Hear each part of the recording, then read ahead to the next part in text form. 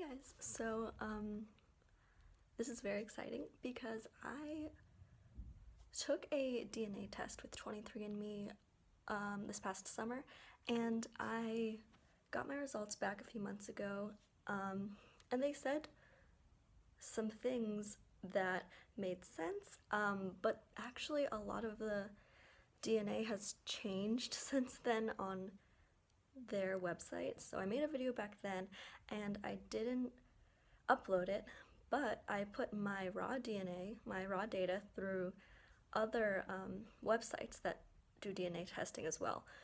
And I got some different results and some things that actually make a little more sense to me. I'm obviously never going to know exactly where my ancestry came from. I was adopted from China. But it helps answer some questions, and I think it's such a cool thing that you can learn about these things through DNA testing. So I'm going to tell you guys a little bit about what they said. So 23andMe said that I am 100% East Asian and Native American. It says with 50% speculative, it said that I was or am 97% Chinese and 2.3% Korean, and then 0.8% broadly East Asian. However, after looking at all my other DNA reports from other websites, I think the 80% predictions are actually more accurate in comparison. So it says 91% Chinese, 7.3% East Asian, and 1.7% broadly East Asian and Native American. And then they also have a section that says unassigned, and that's less than 0.1%, which I guess doesn't matter. But 23andMe doesn't have a broad like population of Asian reports, and that's to be expected. I had heard that before from other people who had taken these tests, so it makes sense. So I went through some other websites, and this evening I just got the report. It was very fast, from DNA Land, which is a pretty new site run by people from Columbia University and another place that in New York that I did not remember, but it's really cool. So it says 89% Central Chinese and 6.5 Japanese/Korean, and there's some history between Japanese and Korean ancestry where some people from Korea came to Japan. So my reports switch between Japanese and Korean a lot, but I have learned that I have some Japanese/Korean in me, which I think is super, super cool, because I always wondered that I might be part Japanese or something, because I don't look fully Chinese, in my opinion. So I am also 4.3 Northeast Asian. And these sections are a little strange because one of them is Tubalar, 3.1%, which is an area of Russia. So that is really cool too, because I had wondered maybe I'm also a bit Russian because my eyes are a little bigger than a lot of I would say like Asian people or Chinese people, so I might have some Russian in me. And then I'm 1.3 Mongolian, and other reports also said I was Mongolian, so it kind of confirms that.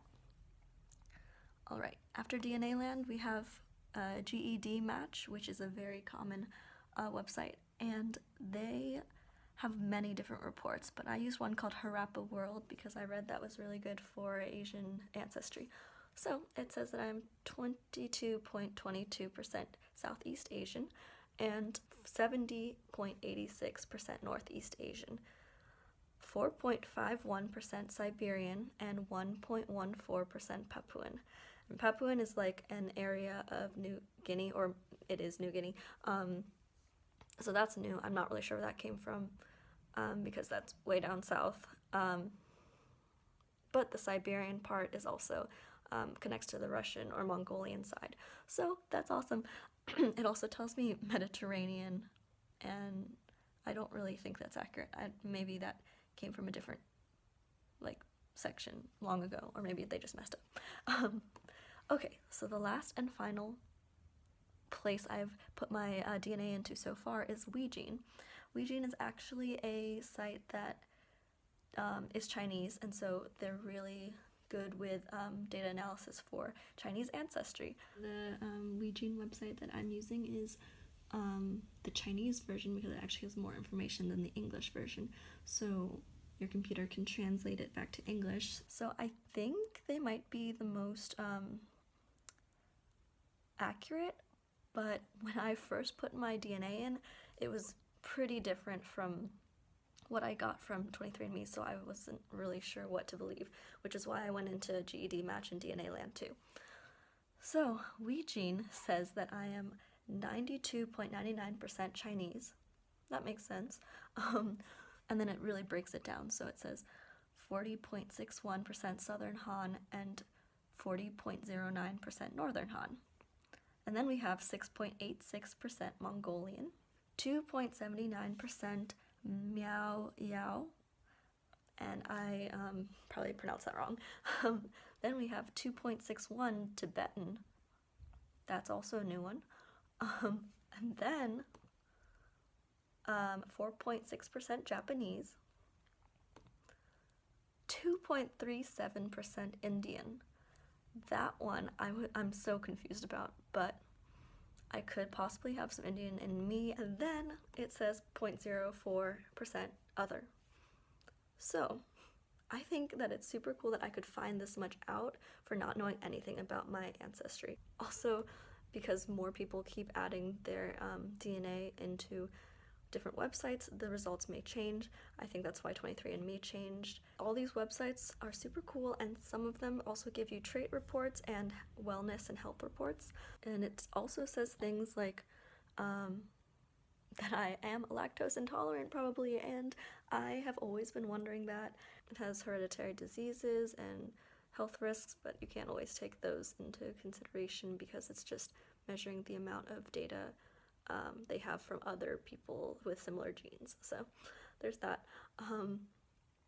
Oh, and then also that I metabolize caffeine really slowly, which is why when I drink coffee, I feel so anxious and just awful. So coffee's not my thing. Coffee's not my cup of tea. So there's that, and then also they tell you your haplogroup and how much Neanderthal you have in you. I really don't have much Neanderthal in me. I have no European in me at all. And then my haplogroup actually for 23andMe says A4, and my WeGene one says A15A. So again, unsure what that really means, but I think WeGene might be closer because A15A is actually farther down the line than A4. So A4 is more general. So yeah. I think it's super cool. You can also find people who have similar DNA to you. So I've seen some people who are my fourth cousins, possibly. And yeah, these are just really cool things. So I hope you enjoyed this video. It's yeah, it's new stuff and it's really cool. Alright, thanks for watching. Bye guys.